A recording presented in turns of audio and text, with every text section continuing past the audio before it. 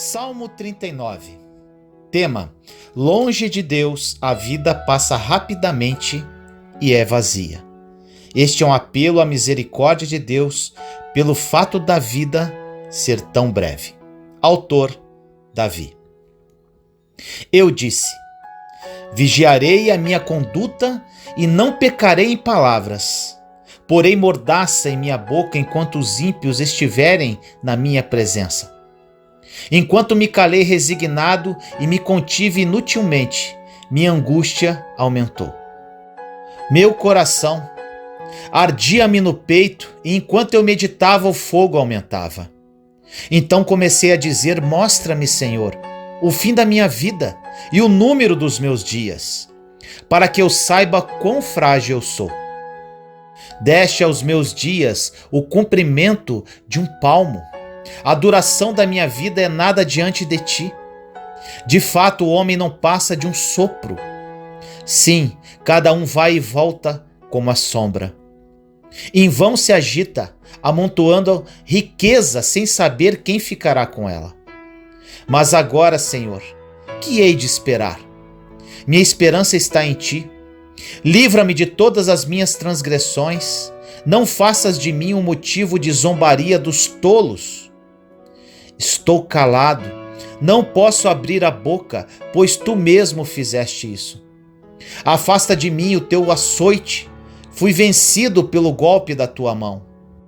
Tu repreendes e disciplinas o homem por causa do seu pecado. Como traça, destróis o que ele mais valoriza. De fato, o homem não passa de um sopro.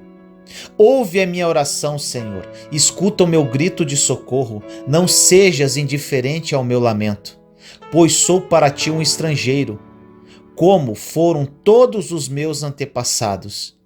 Desvia de mim os teus olhos, para que eu volte a ter alegria, antes que eu me vá e deixe de existir. Vamos estudar o Salmo 39. É um salmo de Davi, que estava enfrentando alguns problemas particulares.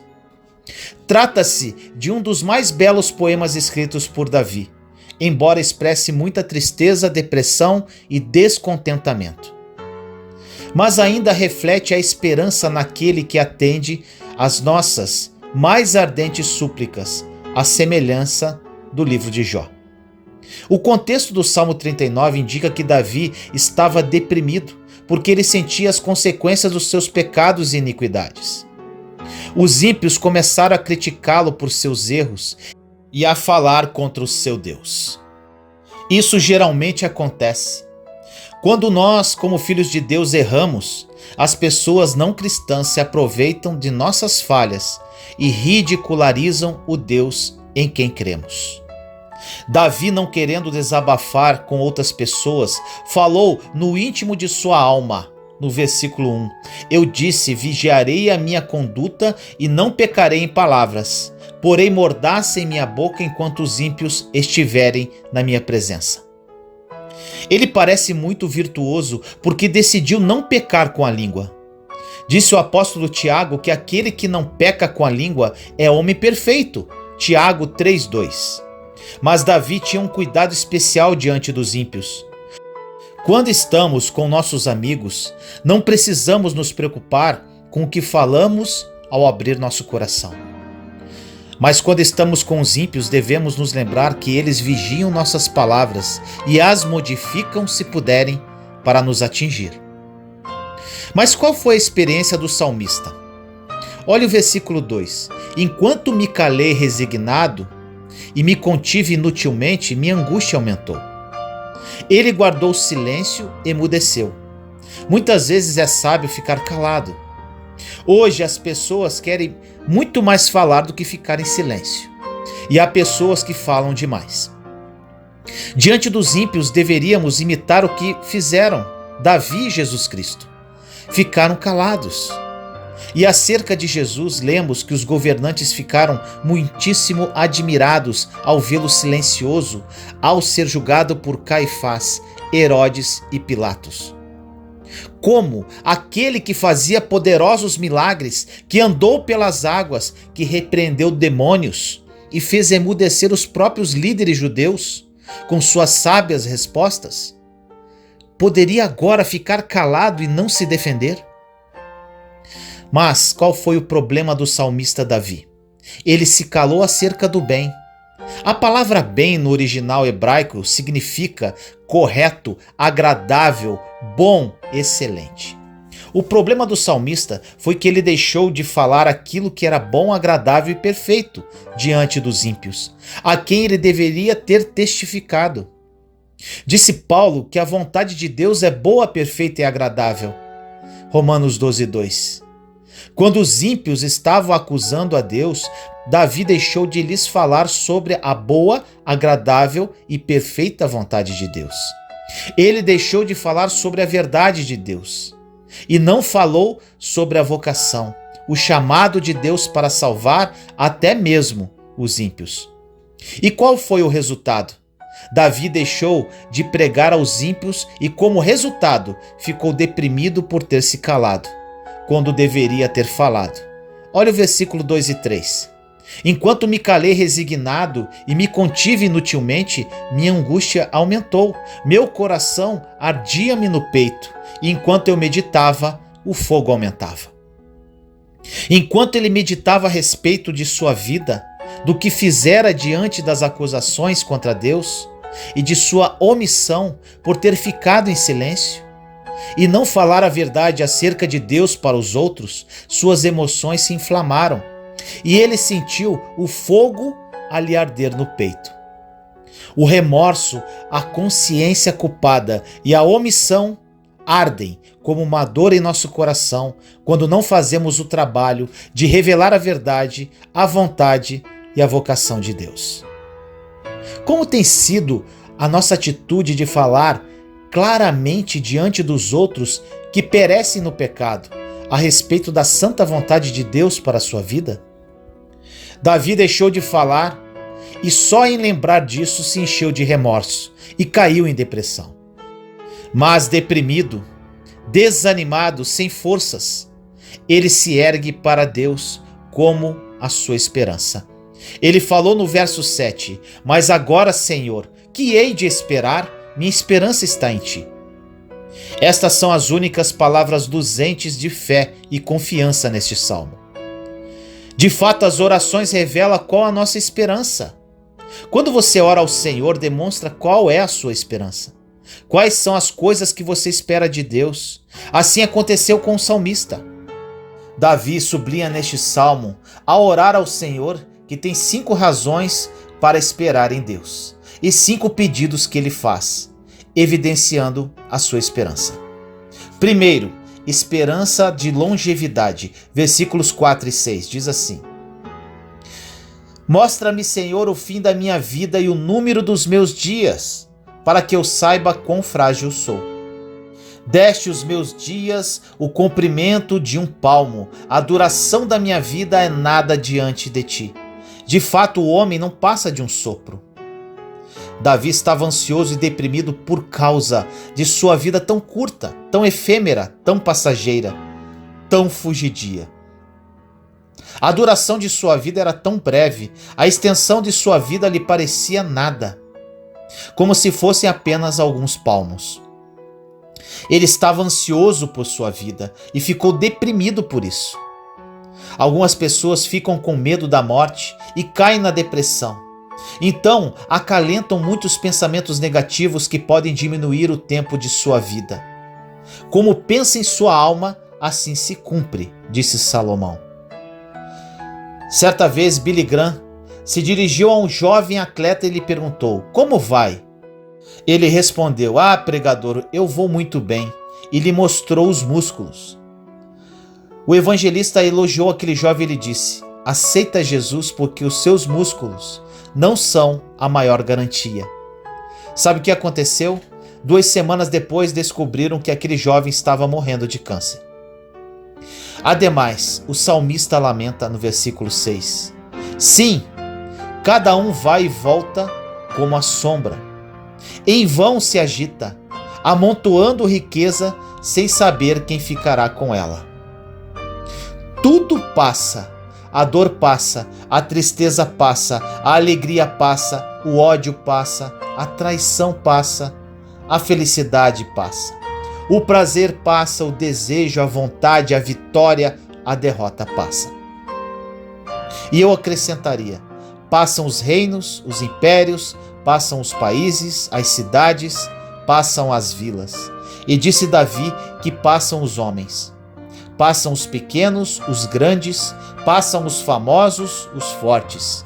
Passam todos como a sombra que logo se desvanece. Disse mais o salmista: em vão se inquieta, ou seja, o homem. Estamos nós nos inquietando? A doença mais comum de nossos dias também é a ansiedade, a inquietação, a agitação, o nervosismo, o estresse e finalmente o pânico. Mas tudo isso é vão, apenas vaidade que logo se desvanece. Mas por que se inquieta tanto o homem? Amontoa tesouros e não sabe quem os levará. Muitos estão se preocupando de modo enlouquecido com as posses materiais, ansiosos em amontoar, em acumular e se encher de riquezas. Trabalham demais a fim de cumprir esse propósito. Mas é tudo vão, porque ele vai passar e deixar essa riqueza para outros. Como disse Cristo na parábola do rico insensato, Lucas 12:20. Louco, esta noite te pedirão a tua alma. O que tens preparado? Para quem será? Vendo esta realidade, Davi não colocava a sua esperança nas riquezas, mas em Deus. Olha o versículo 7. E eu, Senhor, que espero, tu és a minha esperança. Ele tinha esperança de longevidade em Deus, embora soubesse que para esta vida lhe faltavam poucos anos e que tudo estava passando como ele mesmo, inclusive as suas riquezas imensas. 2. A esperança de libertação, versículos 8 e 9, diz assim: livra-me de todas as minhas transgressões, não faças de mim um motivo de zombaria dos tolos. Estou calado, não posso abrir a boca, pois tu mesmo fizeste isso. Davi sabia que Deus é um Deus perdoador. Ele tinha experiência disso através de toda a sua vida. Mas agora não pede apenas perdão, ele pede libertação. Perdão é um ato judicial, libertação é um ato experimental. Ele queria mesmo ser liberto de todas as iniquidades, pecados e transgressões, porque estas coisas estavam atrapalhando a sua vida no seu reino. Ele ainda era opróbrio dos insensatos. Ainda sofria com a zombaria dos ímpios, e ele queria ser liberto de tudo isso. Então diz: estou calado, não posso abrir a boca, pois tu mesmo fizeste isso. Agora aqui, à semelhança de Jó, Davi acusa a Deus dizendo que ele fez isso. A zombaria e o sofrimento disse que ele foram causados por Deus. Afinal, Deus poderia ter evitado tudo isso. Claro, poderia ter evitado, mas a culpa não era de Deus, mas dos pecados e iniquidades de Davi, das quais ele pedia libertação. Davi se encontrava confuso, como acontece com pessoas ansiosas e deprimidas. Mas apesar de tudo, ele tinha esperança de libertação. Se não fosse assim, ele não teria pedido isso. Terceiro, esperança de propiciação. Versículos 10 e 11. Afasta de mim o teu açoite, fui vencido pelo golpe da tua mão. Tu repreendes e disciplinas o homem por causa do seu pecado. Como traça, destróis o que ele mais valoriza. De fato, o homem não passa de um sopro. Davi sentia a praga de Deus e o seu flagelo. O golpe de sua mão caindo sobre ele, sentindo-se consumido. Então ele pede por propiciação. Propiciação é retirada da pena do castigo de alguém para outra pessoa. No final disso tudo, meu irmão, minha irmã, isso tudo foi cair sobre Jesus Cristo. Disse o apóstolo João: filhinhos meus, estas coisas vos escrevo para que não pequeis. Se todavia alguém pecar, temos advogado junto ao Pai, Jesus Cristo, o justo, e ele é a propiciação pelos nossos pecados e não somente pelos nossos próprios, mas ainda pelos do mundo inteiro. Mas Davi continua dirigindo-se a Deus. Quando castigas o homem com repreensões por causa da iniquidade, destróis nele como traça o que tem de precioso. Com efeito, todo homem é pura vaidade. Meu irmão, minha irmã, fique bem claro que quando Davi falou isso, estávamos na antiga aliança. A pergunta que não quer calar é essa: será que Deus castiga o homem? Na cruz do Calvário, Cristo pagou o preço de nossa redenção e derramou o seu sangue por nossos pecados, de modo pleno. Vivemos no tempo da graça e toda a ira de Deus foi derramada no seu próprio Filho Jesus. Ele levou na cruz os nossos pecados, inclusive o que ainda estão por vir. Então, Deus não castiga? Vivemos em uma nova aliança, uma aliança perfeita feita entre Deus e Jesus. Nós mesmos nos castigamos com as consequências dos nossos pecados. Nós mesmos nos castigamos. O caráter de Deus é de um Deus bom e generoso. Plantamos o que colhemos. Para voltarmos para a graça, precisamos nos arrepender, confessar nossos pecados, nos apropriar da misericórdia dele, que se renova todas as manhãs, e seguir, sem mais pecar. Quarto, esperança de respostas, versículo 12. Ouve a minha oração, Senhor, escuta o meu grito de socorro, não sejas indiferente ao meu lamento, pois sou para ti um estrangeiro, como foram todos os meus antepassados. Meu irmão, minha irmã, vivemos uma nova aliança e a forma como devemos orar hoje mudou muito. Infelizmente, a maioria dos cristãos se baseia em orações da antiga aliança e com isso tem vidas de orações frustradas. Devemos sempre nos lembrar que está consumado. Temos todas as bênçãos espirituais nas regiões celestiais em Cristo. Efésios 1:3. Somos abençoados. Temos o Espírito Santo que habita em nós. Temos paz, temos provisão, temos tudo. O problema é que não tomamos posse. Não nos apropriamos e com isso não desfrutamos de uma vida abundante que Cristo morreu por nós. Quinto, esperança de misericórdia, versículo 13. Desvia de mim os teus olhos para que eu volte a ter alegria, antes que eu me vá e deixe de existir. Davi ainda estava deprimido e termina este salmo na esperança da misericórdia. O olhar de Deus repousa sobre todos para abençoar, ajudar e salvar. Mas esse olhar de que Davi estava falando é o olhar de alguém que está irado e cheio de cólera por causa que o pecado e a iniquidade despertam a ira divina. Lembre-se sempre, meu irmão, minha irmã, que a ira de Deus já foi derramada sobre Jesus na cruz. Vivemos em uma nova aliança. Depois de nossos erros e pecados, não nos resta nada senão reconhecer nossa fragilidade e pecaminosidade e apropriar-nos de sua misericórdia.